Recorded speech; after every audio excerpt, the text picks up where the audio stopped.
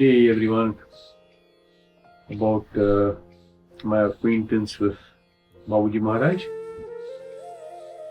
I started in 1972. Before that, I was studying in the Bhavan's College in Mumbai. I was there in my high school as well as in my college days. I was in Mumbai.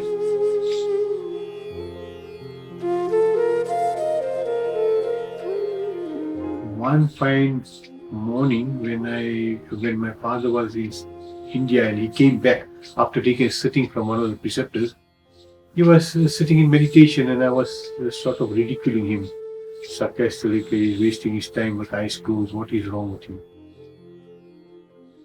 He had bought one book. It was Voice Real, and I read the book in one night. I was so much thrilled reading that book that next morning when he was sitting, I asked him, "Is it okay if I come and sit next to you?"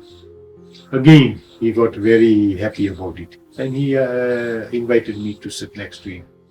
And in 15 minutes time, I could see that my front of my shirt, whole lot of it was full of tears. And actually, the transmission that I felt was so strong in the head that I had actually toppled over and I was on the floor. So that is how the first step in Sahajmarg took place. I was merely 22 years old or 23 years old. And thereafter, 9 months after I joined, I went to Sajanpur. It was my sister, her son who was 6 months old, and my wife.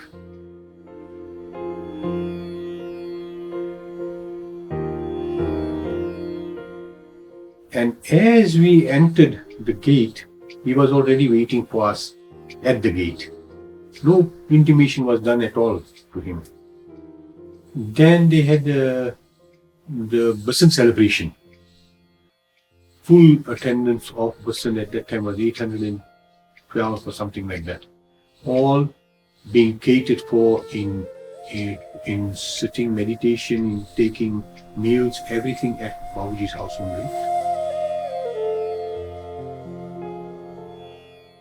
It was a little, for an outsider, and since I've seen all the other functions, it was like an informal one.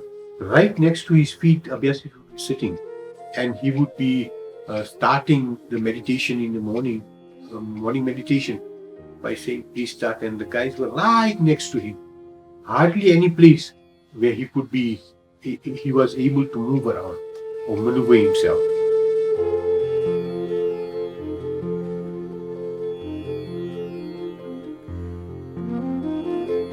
And they were right in front of him. The whole courtyard was completely filled with Abhyasi only, and mostly all in such state that you could find out that they totally simple and coming from a middle class or lower ground. And also there was some Europeans were there. I think about 9 or 12 Europeans were there. They had a adjusting building, and they would be sitting there in that building for meditation. There would be about 4 or 5 lectures, speeches that were given, but usually the speeches given that were short because people were more interested in hearing songs dedicated to Babuji, which was written by them. And those were really, and then Benji, our Kasturi Ben, would sing with a harmonium, and that would put most of the guys that were there in tears.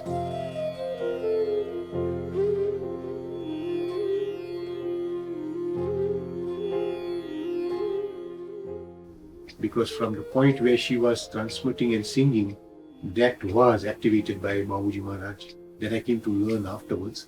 So most of them were in tears. Then came the time when everybody had to go. Most of them were very, very sad.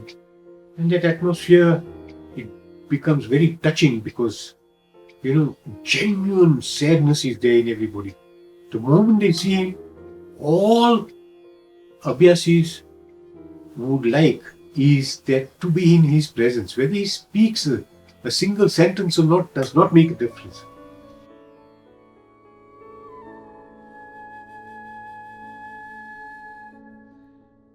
But in his presence only, and there would hardly be any eye contact because nobody could bear that he would look into their eyes more than 5 seconds. Nobody could bear that. His eyes were so powerful. So then we left the place and then we came back to South Africa. And as soon as I came to South Africa, my dad asked me at the airport only, what do you think? Is it the right path that we have chosen? Yes, not the right, is the ultimate. You couldn't have chosen anybody more stronger, powerful, or better than him. And the way he treated each and every one as if he was younger than us or he was smaller than us. Everybody got the greeting, everybody got that love, and it was all vibrations only. No talking and gestures or anything like that. Only by his eyes. His world in communication with other people was through his eyes only, no other way.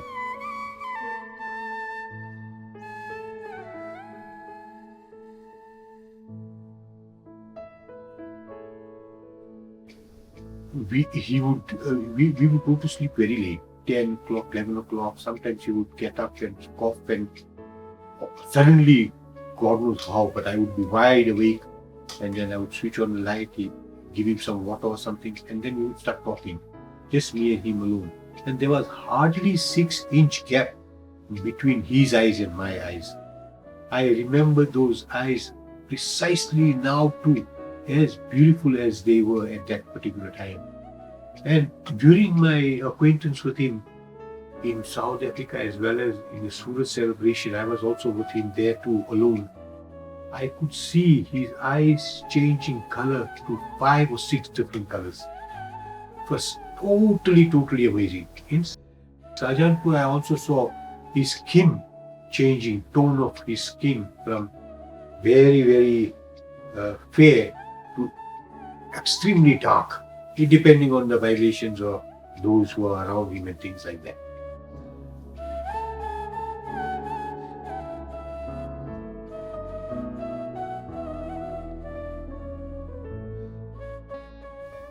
Anyway, there were a lot of other experiences, but most of those experiences in South Africa was given. I remember once when I took him down to the nursery there. Sometimes he would go into disorientation, so we would go out. Too much time spent in the room only, and that wouldn't be so healthy too. But everybody liked it, so we had to be there. Anyway, we went to this nursery. We would bend down at one of the plants, and I know sometimes he was suffering with some ache in his stomach. So I bent down and asked him, is it some stomach ache that you got or what? And slowly he would like come near.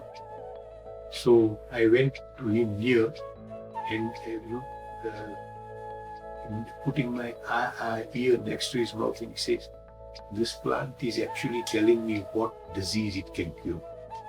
I was flabbergasted.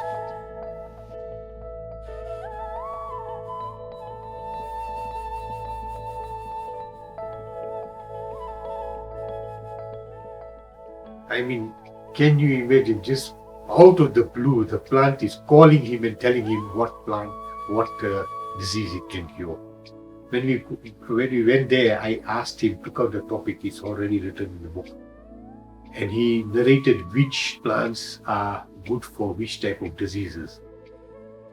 So that was one of the incidents that I remember. And the other incidents, there was once we were sitting, about 200 Abhyasis were sitting in front of him. And I'm right next to him only, since you need to talk in Hindi and answer people and question them and give them some instruction. So he asked me, there is one Abhyasi in this group who hasn't taken second and the third sitting. So I was shocked. So my father announced, is there anybody who hasn't taken the second one? Shortly they got up. I took, but I couldn't make it for the second and third sitting. This was about a year back. So my dad said, okay, go inside the house now and we'll have to give you second and third sitting. So either me or him went and we gave second and third sitting. But in a group like this, a totally insignificant Abhyasi who never took second and third sitting, never sat in a house for meditation or cleaning, but Babuji would know that there is someone who hasn't taken the second sitting. Another incident was one of the Abhyasis. When he went to South Africa, he looked at him and he said, how long are you Abhyasi? And he said, I'm Abhyasi since the last 3 years.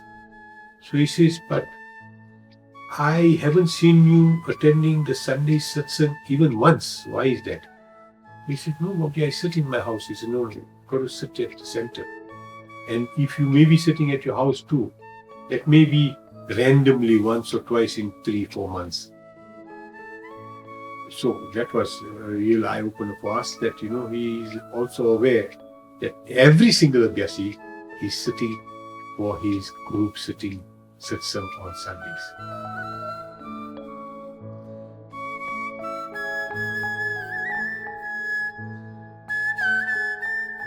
And if you got the right master, everything changes. Come clouds or come any other obstacles, they change instantly, depending on master, depending on how you want that change, and more than anything else, his mercy and his love for all his Abhyasis.